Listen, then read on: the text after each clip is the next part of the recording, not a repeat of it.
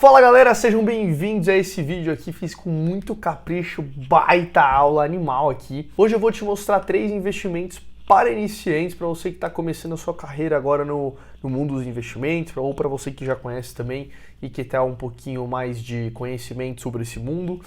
Nesse mundo aqui de bolsa de valores, né, que investem em imóveis, que eles são chamados de fundos imobiliários. Então vamos começar aqui um pouquinho com o nome, é uma classe de ativo que ela é muito segura e é a que mais frequente que pode te gerar uma renda passiva todos os meses na sua conta, isento de imposto de renda, tá?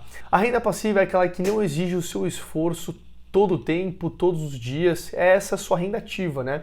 Que é o seu ganha-pão de todos os meses. Mas, em outras palavras, é um investimento que ao invés de você comprar um imóvel na pessoa física, você pode comprar uma participação de imóveis por um preço muito mais acessível e sem grandes dores de cabeça. Então nesse vídeo aqui eu vou passar por diferenças entre fundos imobiliários e ações, mentalidade de investir em fundos imobiliários e consequentemente, né, gerar uma renda passiva através deles. E por último, mas não menos importante, 3 investimentos para você que está começando ou já começou aí, que nem eu disse, nesse universo e que deseja ter uma liberdade financeira. Então Gui, roda a vinheta.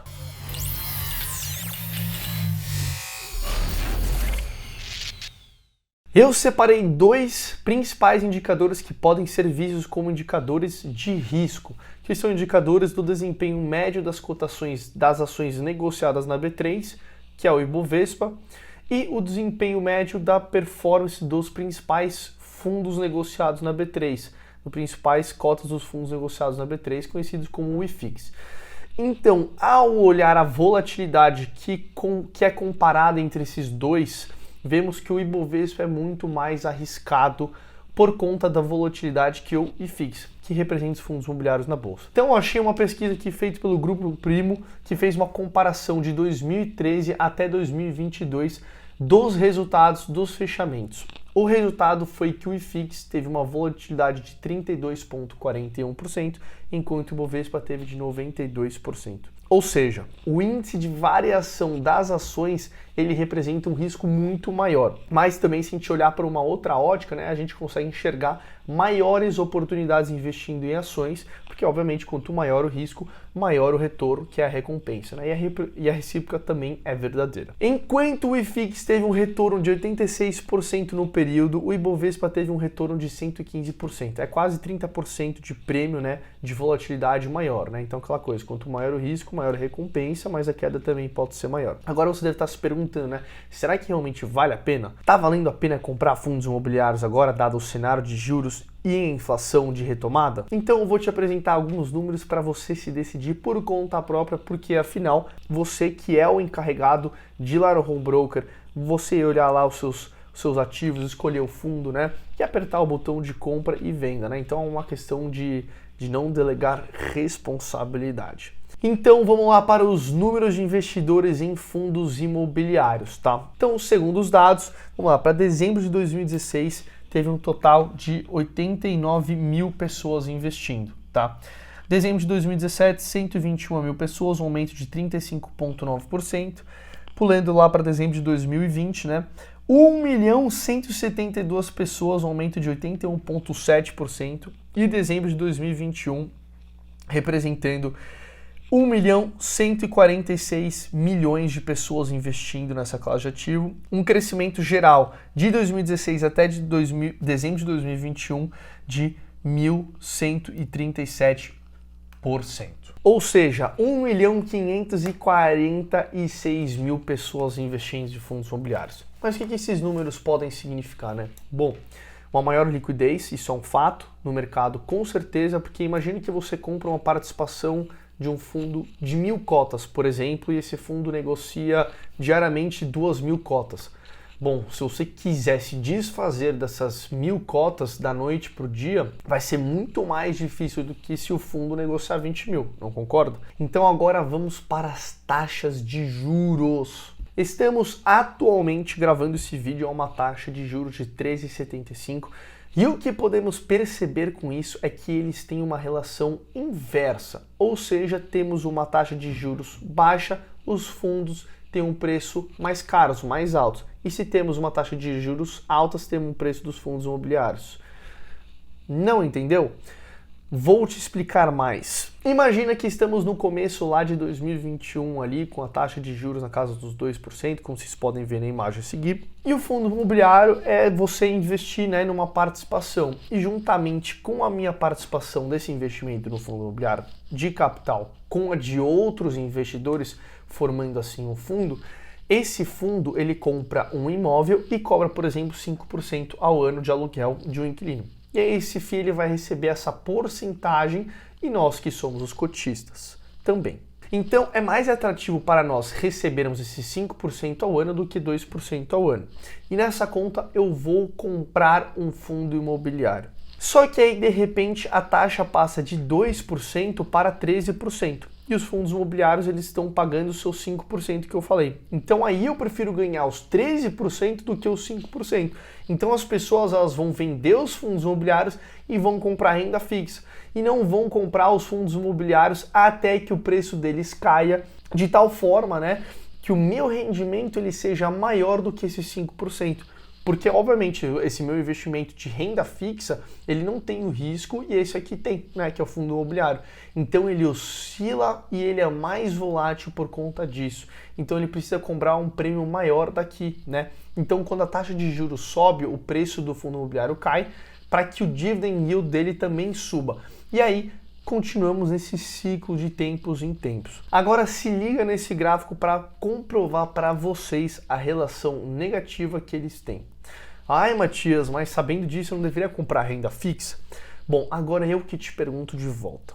Você preferiria comprar fundos imobiliários depois que os preços deles subirem ou comprar enquanto eles ainda estiverem descontados? Então, é uma coisa de eu poder te alertar que você está vendo esse vídeo, que é um bom momento para que você que me segue confie aqui em mim e também, obviamente, já deixar o seu like, seu comentário se você já investe em algum fundo, já deixar a sua inscrição e ativa o sininho para que meus vídeos cheguem até você. Porque afinal, eu tô aqui para te ajudar trazendo esse tipo de conteúdo e o seu like junto com a sua inscrição vai me fazer muito feliz. Tem uma palavrinha mágica, ou melhor, um número mágico, que é quando atingimos uma autonomia, digamos assim, entre a quantidade de cotas e o quanto que a gente recebe, por exemplo, dos fundos imobiliários.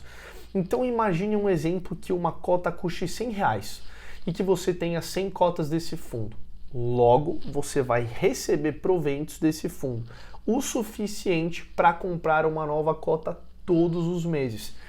Esse é conhecido no mercado como Magic Number. Em fundos imobiliários, é aí importante vermos por quanto você está comprando e quanto que está recebendo. No fundo que eu comprei, que é conhecido como BLMG11, que é o ticker dele, né, na bolsa, custava R$ 93,15 lá em janeiro. E 2 meses atrás, quando eu realmente aportei ele na minha carteira pública, ele estava custando R$ 83,30.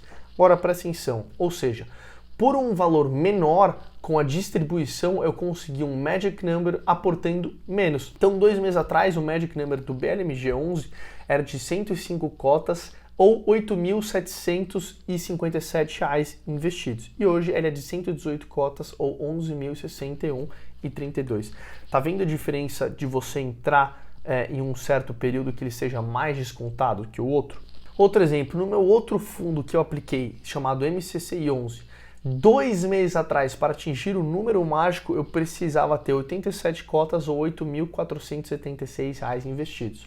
Hoje, gravando esse vídeo 2 meses depois, serão necessário 86 cotas ou R$ 8.109,80.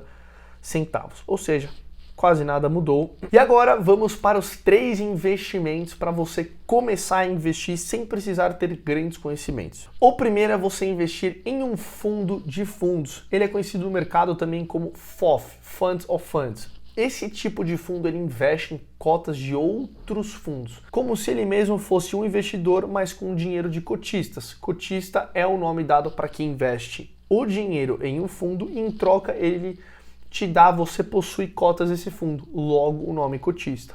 Então, ao investir em um FOF, Funds of Funds, você diminui muitos riscos de aportar em um fundo com possivelmente um número e possíveis negócios ruins, né? Porque você entrega literalmente a responsabilidade de gestão para um profissional fazer escolhas por você e por vocês, os cotistas, dentro de um fundo.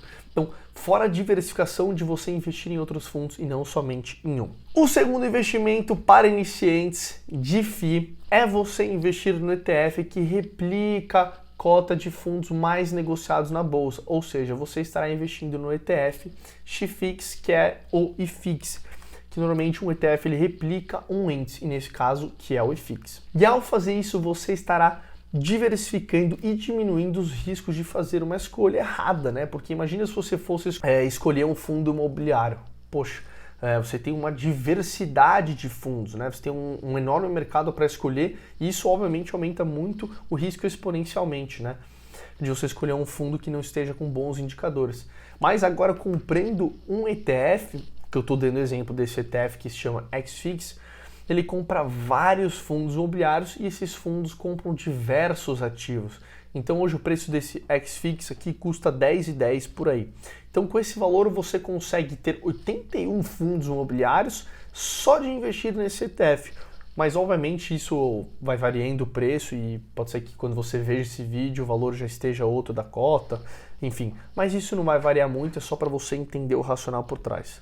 Nossa, Matias, mas só tem vantagens de investir nesse ETF? Claro que não. Listei aqui algumas desvantagens para você já entender.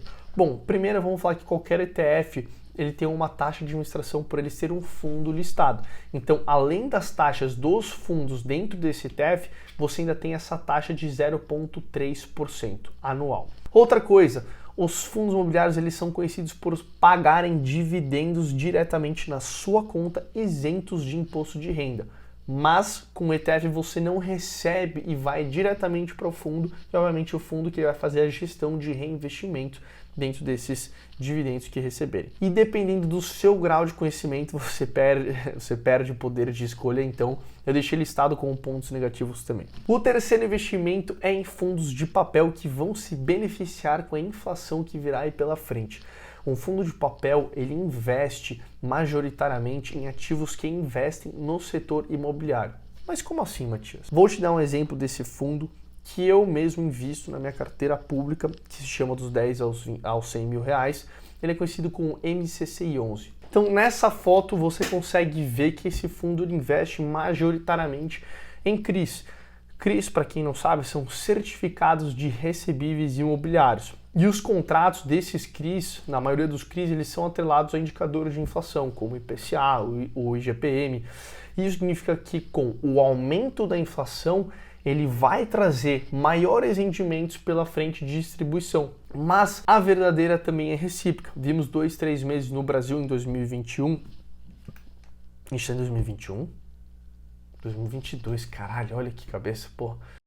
Vimos 2-3 meses de deflação no Brasil em 2022 e os fundos eles também sofreram, porque muita gente que só compra fundos imobiliários assim, sem entender o que está fazendo, né? Vê que vai ter uma queda nos rendimentos, escuta um cara ou outro falar sem conhecimento nenhum, e aí os rendimentos, obviamente, eles vão cair por conta da deflação, essas pessoas se desesperam, vendem muitas cotas dos fundos e os fundos são prejudicados com isso, né? Sem enxergar o valor do longo prazo. E agora, com a expectativa da retomada da inflação por conta do furo do teto de gastos que é previsto para 2023, também os fundos de papel provavelmente voltarão a ser cobiçados. Lembrando que isso não é uma recomendação de investimento, eu peguei esse fundo que eu invisto como um exemplo para te dar. Se você quiser aprender como analisar tem um vídeo no meu canal contando sobre como fazer isso. E agora eu quero dar um recadinho para vocês que do dia 25, na verdade do dia 26 ao 28, a gente vai abrir mais uma vez o curso Pense Logo Invisto. Vai ser uma abertura relâmpago, vai ser somente de 48 horas, com preço irresistível para você aprender tudo sobre o mercado financeiro, sobre investimentos. São mais de 60 aulas em 6 módulos, conteúdos exclusivos, bônus. Cara, vai estar imperdível para você aprender tudo isso aqui de uma maneira super digestiva, super fácil e de super entendimento fácil, que até uma criança de 10 anos sem entender nada conseguiria entender. Então, galera, se você aprendeu alguma coisa, não deixe de dar seu like, se inscreve no canal aí e um abraço até o próximo vídeo.